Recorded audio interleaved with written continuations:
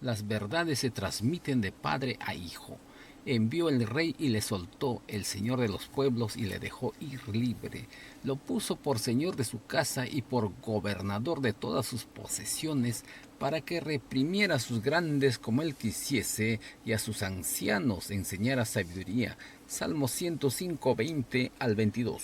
En su niñez a José se le había enseñado a amar y temer a Dios. A menudo se le había contado en la tienda de su padre bajo las estrellas de Siria la historia de la visión nocturna de Betel, de la escalera entre el cielo y la tierra, de los ángeles que subían y bajaban, y de aquel que se reveló a Jacob desde el trono de lo alto. Se le había contado la historia del conflicto habido junto al Jaboc, donde después de renunciar a sus pecados arraigados, Jacob fue vencedor y recibió el título de príncipe con Dios. Mientras era pastorcillo y cuidaba los rebaños de su padre, la vida pura y sencilla de José había favorecido el desarrollo de las facultades físicas y mentales por la comunión con Dios mediante la naturaleza y el estudio de las grandes verdades transmitidas de padre a hijo como cometido sagrado. Obtuvo fuerza mental y firmeza de principios.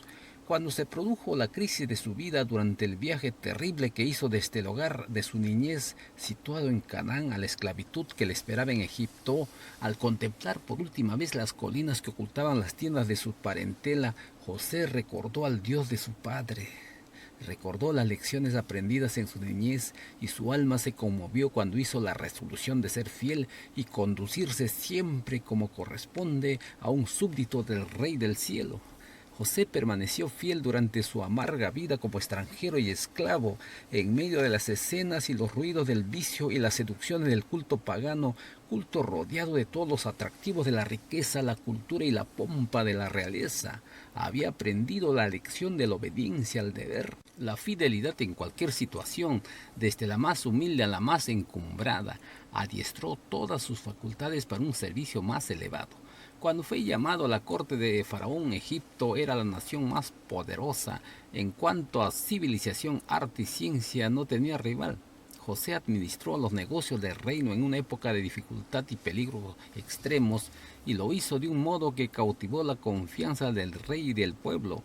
Faraón lo puso por señor de su casa y por gobernador de todas sus posesiones, para que reprimiera a sus grandes como él quisiese y a sus ancianos enseñara sabiduría.